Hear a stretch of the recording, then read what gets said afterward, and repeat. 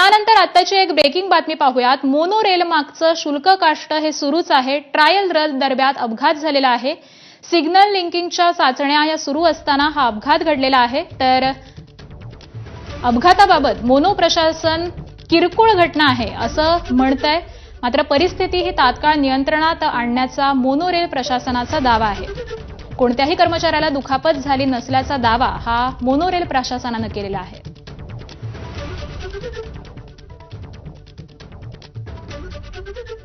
अगदी काहीच वेळापूर्वी मोनो रेलची ही ट्रायल रन सुरू होती आणि यावेळी हा अपघात झालेला आहे।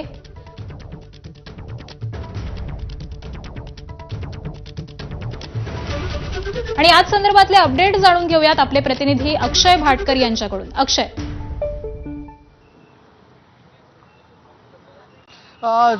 मेट्रो आणि म्हणजेच MMRDA ज्या प्रशासनाकडे मोनोरेलचं संचालन आहे त्या MMRDAचं इथे स्पष्टीकरण आलेलं आहे। आता स्पष्टीकरणामध्ये त्यांचं असं म्हणणं आहे की हा जो अपघात आहे तो सिग्नलिंग यंत्रणेच्या तांत्रिक बिघाडामुळे हा अपघात झालेला आहे। आपल्याला माहितीच आहे की काही महिन्यांपूर्वी मोनोरेल ही बंद झाली, त्यानंतर मोनोरेलला पूर्णतः नवीन बनवण्याचे प्रयत्न सुरू आहेत। मात्र याच प्रयत्नांमध्ये जी CBTC ही जी कंट्रोल सिग्नलिंग कंट्रोल प्रणाली आहे ती बसवण्याचं काम सुरू आहे आणि त्या कंट्रोलिंग प्रणालीचं या ठिकाणी टेस्टिंग सुरू होतं। आता ज्या वेळी ही मोनो जी आहे ती वडाळा डेपो या स्टेशनमधून बाहेर आली त्यावेळी 2 ट्रॅक या ठिकाणी होते।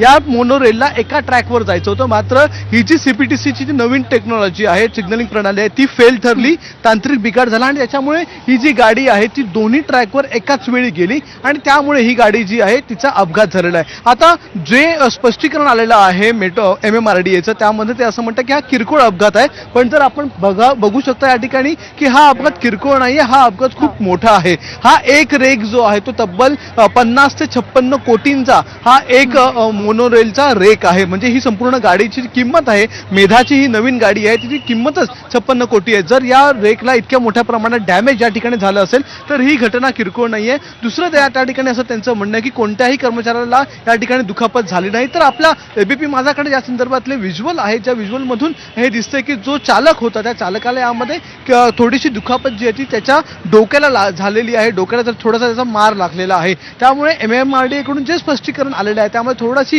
या ठिकाणी फारकत दिसून येते। मात्र हा अपघात जो आहे तो सिग्नलिंग प्रणालीच्या या ठिकाणी फेलियरमुळे झाला हे निश्चित आहे आणि CBTC ही जी नवीन टेक्नॉलॉजी वापरण्यात येते आहे त्या टेक्नॉलॉजीच्या फेलियरमध्ये हा अपघात झालेला आहे। मात्र यामध्ये या रेकचं खूप मोठं नुकसान झालेलं आहे। हा रेकचा जो खालचा भाग आहे, ज्या ठिकाणी ही रेक चालते किंवा ज्यावर हे जे मोनोरेलचा ट्रॅक आहे त्या ट्रॅकवर ज्या ठिकाणी ही मोनोरेल असते त्या ठिकाणचे त्याची सगळे चाकं जी आहेत ती तुटलेली आहेत, खालची संपूर्ण प्रणाली गेलेली आहे, समोर जो बंपर असतो तो बंपर देखील या ठिकाणी तुटलेला आहे आणि CBTC टेक्नॉलॉजी ज्या ठिकाणी इन्स्टॉल केली जाते त्या ट्रेनच्या पहिल्या डब्यामध्ये ती टेक्नॉलॉजी देखील इथे पूर्णतः बाजूला झालेली आहे किंवा त्याला देखील या ठिकाणी मोठी दुखापत झाली किंवा ते तुटलेली आहे। त्यामुळे हा किरकोळ अपघात नाहीये, हा मोठा अपघात आहे अशी देखील शक्यता सांगितली जाते की हा संपूर्ण रस्ता जर तुम्ही बघितला, हा संपूर्ण चौक जर तुम्ही बघितला तर इथे खालून मोठ्या प्रमाणात वर्दळ असते, लोक चालत असतात, इकडे गाड्या मोठ्या प्रमाणात असतात आणि या रस्त्यावर देखील आपण पाहता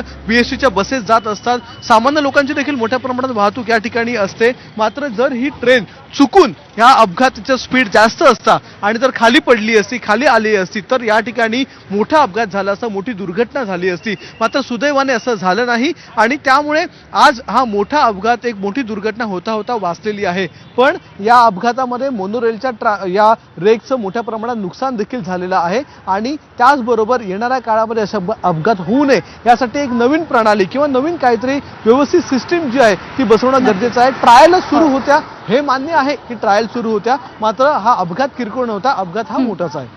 नक्कीच, धन्यवाद अक्षय या संपूर्ण माहितीसाठी।